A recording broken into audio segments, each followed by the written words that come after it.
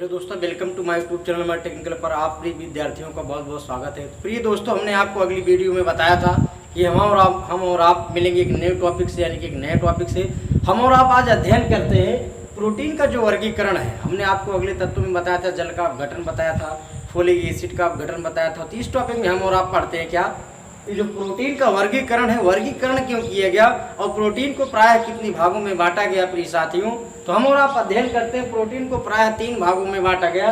Protein का जो 3 भाग है, प्रोटीन की जो जैविकता है, प्रोटीन के जो कार्य हैं, प्रायः ऐसे कैसे कौन से कार्य हैं जो प्रोटीन को प्रायः 3 भागों में बांट दिए गया है। प्रिय विद्यार्थियों, यहाँ से अध्ययन करना चालू करते हैं।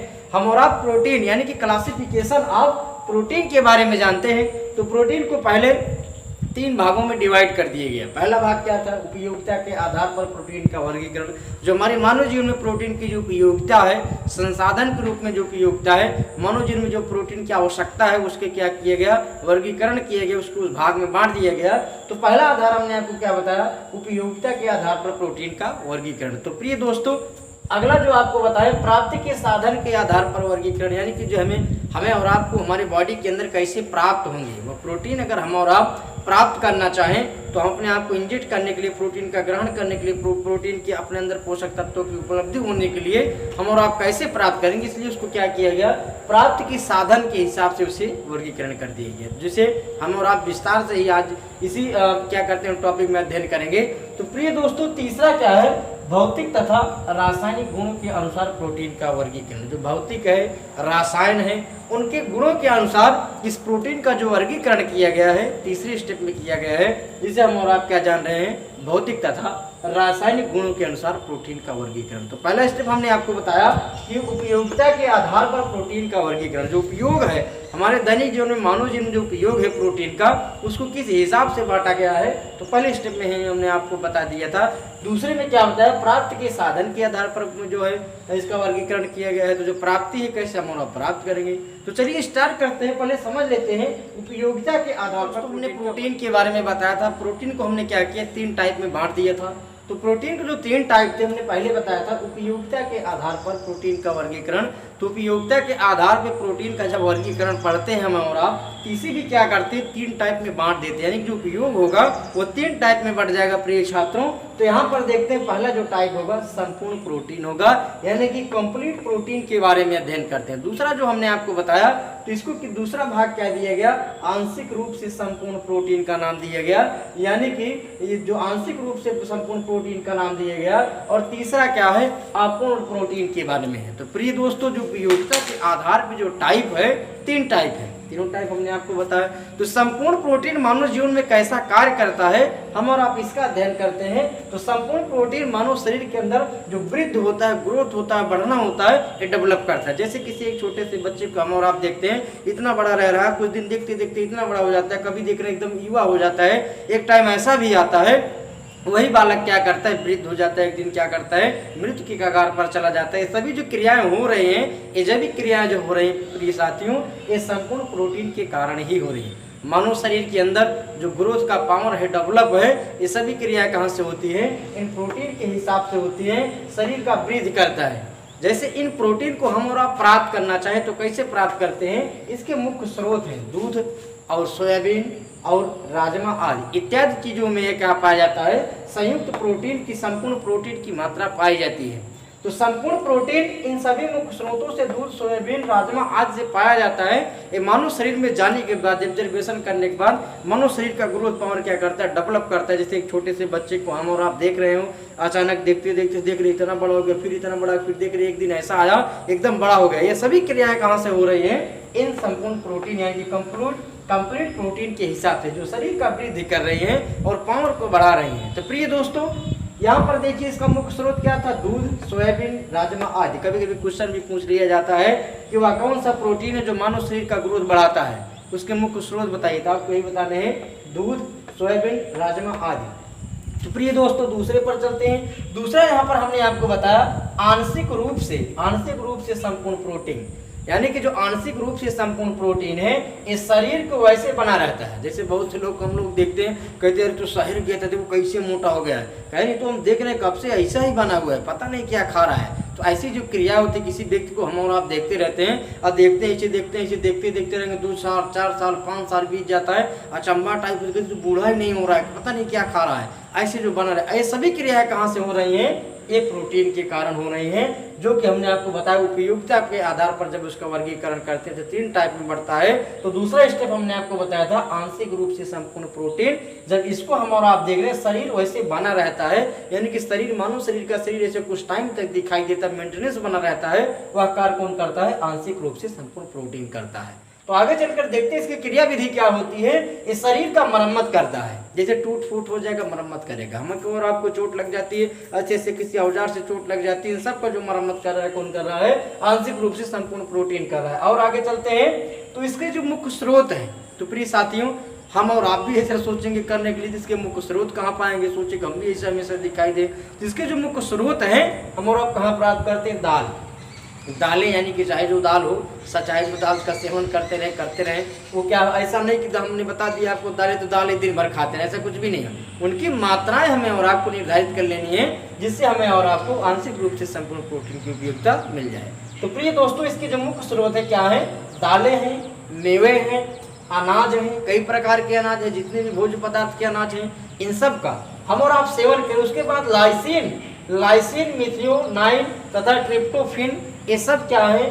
तथा थ्रियोनाइन, अनिवार्य रूप से ये अम्ल हमारे बॉडी के अंदर रहने चाहिए, तभी हमारे मानव शरीर के अंदर जो है आंशिक प्रोटीन का संचालन होगा और मानव की जो ग्रोथ पावर एबिलिटी है एक प्रकार से रुकी रहेगी। ये सब हमें और आपको कहाँ देखने को मिला? उपयोगिता के आधार पर वर्गीकरण में दूसरे स्टेप में देखने को मिला प्रिय साथियों, जो आंशिक रूप से संपूर्ण प्रोटीन के नाम से जाना गया। आगे चलते हैं, तीसरा इसका स्टेप क्या है? अपूर्ण प्रोटीन। अपूर्ण का मतलब पहले आप जान गए कि इनकम्प्लीट है, अपूर्ण मतलब ही आधा हो गया। इसको हम और आप क्या कहें? अपूर्ण प्रोटीन, यानी कि इनकम्प्लीट प्रोटीन के बारे में हम और आप यहाँ देख रहे हैं। ये प्राप्त कहाँ से हो रहा है? ये अमीनो अम्ल में नहीं रहते हैं। पहले हमें और आपके अवगत करा दे रहा है कि मैं अमीनो अम्ल में नहीं रहता हूँ, अमीनो अम्ल में हमें और आप इस अपूर्ण प्रोटीन को नहीं पाएंगे। ये पाया कहाँ जा रहा है? वृद्धि, विकास, मरम्मत आदि नहीं होता है। इस प्रोटीन, अगर हमारे बॉडी में प्रोटीन ज़्यादा मात्रा में मौजूद रहेगा, ना तो वृद्धि करेगा, ना तो बढ़ाएगा आपको, ना तो क्या करेगा? विकास करेगा, डेवलप भी नहीं करेगा, और ना तो मरम्मत करेगा। सभी क्रियाएं कह रहा है, मैं पहले मना कर दे रहा हूँ, मेरे अंदर ऐसी लक्षण नहीं है, मैं इसे क्या करूंगा? आगे नहीं बढ़ा पाऊंगा, चाहे मुझे ग्रहण करो या ना ग्रहण करो। तो अपूर्ण प्रोटीन का जो लक्षण है प्रिय साथियों, इनकम्प्लीट प्रोटीन, यानी कि अमीनो अम्ल की जो मात्रा रहती है इसमें नहीं रहती है, इसलिए क्या कर रहा है? इनकम्प्लीट कहा जा रहा है, यानी कि वृद्धि, विकास।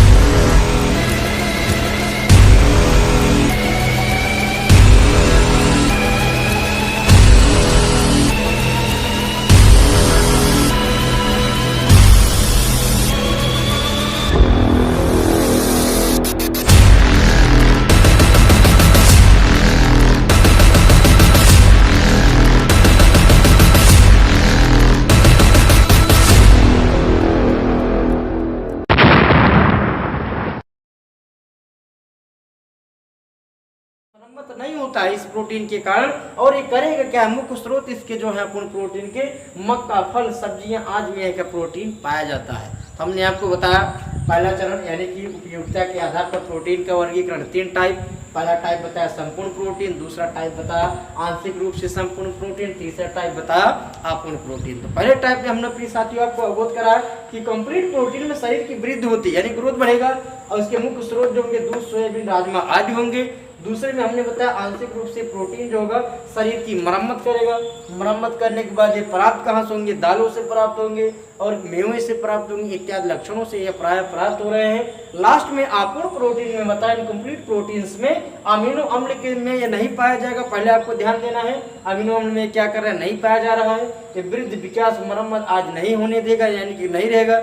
जिन बहुत से बच्चे को देखोगे अब क्या करेगा? यहाँ पे अपूर्ण प्रोटीन की मात्रा ज़्यादा जब बढ़ जाती है, देखते रहेंगे इतना बड़ा रहेगा, कहीं यार विकास नहीं कर रहे, कितना खाना वाना खिला रहे हैं। तो ध्यान दें, उनके बॉडी के अंदर अमीनो प्रोटीन की मात्रा जब ज़्यादा बढ़ जाती है तो वह बालक विकास नहीं करते हैं। ऐसे में हमें और आपको अमीनो प्रोटीन की मात्रा कम कर देना है, क्योंकि ये अमीनो अम्लों से बहुत कम मिलती है, इसलिए इन्हें क्या कहा जाता है? अपूर्ण प्रोटीन का नाम दिया जाता है। तो प्रिय साथियों, अब हम और आप जानते हैं कि प्राप्ति के साधन के आधार पर प्रोटीन का वर्गीकरण कितने भागों में बांटा गया, इनकी उपयोगिता। दोस्तों यहाँ हमने बताया था उपयोगिता के आधार पर प्रोटीन का वर्गीकरण हमने बता दिया था। हमने आपको दूसरा जो बताया था, प्राप्ति के साधन के आधार पर प्रोटीन का वर्गीकरण, यानी कि classification of protein on the basis of research. हम और आप अध्ययन करते हैं, ये जो प्राप्ति के साधन के आधार पर प्रोटीन का वर्गीकरण किया गया प्रिय दोस्तों, प्रिय विद्यार्थियों, इसको दो भागों में बांट दिया गया। कितने भागों में बांट दिया गया? मात्र और मात्र दो भागों में बांटा गया। पहले भाग का क्या नाम है? प्राणिज प्रोटीन, जिसे हम और आप लैटिन वर्ड में कहते हैं एनिमल प्रोटीन कह लेते हैं। दूसरा टाइप हमने यहाँ आपको बताया वनस्पत प्रोटीन। क्या हो गए? वनस्पत प्रोटीन हो गए। तो किसके भाग है? प्राप्ति के साधन के आधार पर प्रोटीन का वर्गीकरण जो है दो भागों में बांट दिया गया। पहला भाग क्या था? प्राणिज प्रोटीन था, एनिमल प्रोटीन था। दूसरा भाग क्या था? वेजिटेबल प्रोटीन था, यानी कि वनस्पतिज प्रोटीन था। तो प्रिय दोस्तों, ये जो प्राणिज प्रोटीन है ये मानव जीवन के लिए कितना उपयोगी है, हम और आप इसका अध्ययन करते हैं। तो प्राणिज प्रोटीन मानव जीवन के लिए उतना उपयोगी है। बहुत से ऐसे भोज्य पदार्थ है जो हमको प्राणियों से डायरेक्ट मिल जाते हैं प्रिय साथियों, ये बाद में प्रोटीन में क्या कन्वर्ट होने के बाद हमारे बॉडी में क्या करते हैं? डेवलपमेंट का कार्य करते हैं। हम और आप यहाँ देखते हैं एनिमल प्रोटीन क्या करता है? दूध, मांस, मछली, दूध, मांस, मछली, अंडे, पशु पक्षियों के अवयव मुख्य उदाहरण है। जो प्राणिज प्रोटीन है हमें और आपको कहाँ से प्राप्त हो रहा है? ये प्राणिज प्रोटीन, जैसे ही हमने प्राणिज कहा, अंग्रेजी में एनिमल कहा, प्रोटीन कहा, प्रोटीन का आप खुद ही जान सकते हैं कि प्राणिज का मतलब जो हमें प्राणियों से प्राप्त हो वो प्राणिज प्रोटीन कहलाएगा।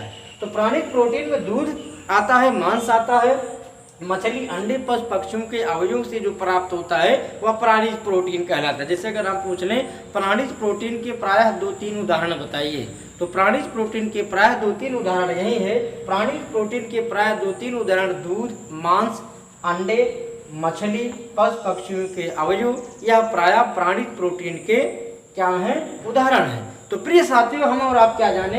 प्राणिज प्रोटीन यानी कि प्राणिज प्रोटीन वह प्रोटीन कहलाते हैं जो पक्षी, जंतुओं इत्यादि अवयव अंडों से प्राप्त हों, उन्हें हम और आप प्राणिज प्रोटीन कहते हैं। कहाँ से हमने प्राप्त किया? प्राप्ति के साधन के आधार पर वर्गीकरण, यानी कि जो वस्तुएं हमको अपने आप से निर्मित ना करनी हो और किसी विशेष जंतु से हमें डायरेक्ट प्राप्त हो जाए, वो क्या है? प्राप्ति के साधन है। जैसे हम और आप किसी जंतु को देख रहे हैं, इसे मार दे रहे, मारने के बाद उसको बनाकर खा ले रहे हैं, ये क्या हुआ? हमने किसी एक जंतु को पकड़ा और मारा, मारने के बाद ग्रहण किया, वो हमें क्या हुआ? डायरेक्ट प्राप्त हुआ, इसलिए क्या कहलाया? प्राप्ति के साधन कहलाया। पौधा देख रहे हैं, बहुत सारे अनाज के पौधे लगा दिए हैं, अनाज के पौधे को काटा, उसके बाद रिफाइनरी किया, सफाई किया, उसके बाद उपयोगिता में लाया, उपयोगिता में लाने के बाद उसको हम लोग क्या कर रहे हैं? 30 सेंटीग्रेड ताप पर पकाने के बाद उसको ग्रहण कर ले रहे हैं। कहाँ से प्राप्त हुआ? अनाजों से प्राप्त हुआ। जब किसी व्यक्ति या विशेष या किसी ऐसे विशिष्ट चीज़ों से जो हमें आपको प्रोटीन के रूप में, जैविकता के रूप में जो प्राप्त हो, वो क्या कहलाता है? प्राप्ति के साधन कहलाता है। आधार क्या है जिस माध्यम से हम और आप प्राप्त कर रहे हैं। उसके बाद प्रोटीन का वर्गीकरण बांट ही रहे, दो भागों में बांटा गया है। जब इसको हम दो भागों में बांटे तो प्राणिज प्रोटीन और वनस्पतिक प्रोटीन में बटा। तो प्राणिज प्रोटीन हुए प्रोटीन हो गए जो मांस, मच्छी, दूध, अंडे, पशु पक्षियों के अवयव से प्राप्त हुए, वो हमें क्या कहलाए? प्राणिज प्रोटीन कहलाए। तो प्रिय छात्रों, दूसरा हम यहाँ और आप देखते हैं वनस्पत प्रोटीन। जो वनस्पत प्रोटीन है इसे वेजिटेबल कहा जाता है। क्या कहा जाता है? वेजिटेबल प्रोटीन कहा जाता है। वेजिटेबल का नाम ही आप जानते होंगे, सब्जी उब्जी के बारे में बात कर रहे हैं, यानी कि जैसे ही मैंने वेजिटेबल का नाम लिया तो सब्जी के बारे में आप समझ गए। तो ध्यान दो, वनस्पतिज प्रोटीन जो है वेजिटेबल प्रोटीन है, या इसे हम और आप क्या प्राप्त करते हैं? वनस्पति जगहों की श्रेणी में जितने भी वनस्पति के जगत है, उनकी श्रेणी में जितने भी चीजें आती हैं वो सब किस में रखे जाते हैं? वनस्पति प्रोटीन के अंदर रखे जाते हैं, यानी कि वेजिटेबल प्रोटीन के अंदर रखे जाते हैं। तो प्रिय साथियों, प्रिय विद्यार्थियों, आपको बता दें कि वनस्पति जगत की जो श्रेणी है इनमें अनाज आता है। क्या आता है? अनाज। चाहे जो अनाज हो, जितने भी अनाज बने हैं सब अनाज आ जाएंगे, दालें आ जाएंगी, चाहे जिस प्रकार की दालें हों, सूखे मेवे आ जाएंगे, सब्जियां आ जाएंगी, फल आ जाएगा आदि। ये सभी क्या है? वनस्पति जगत की प्रोटीन के मुख्य साधन है प्राप्त करने के लिए।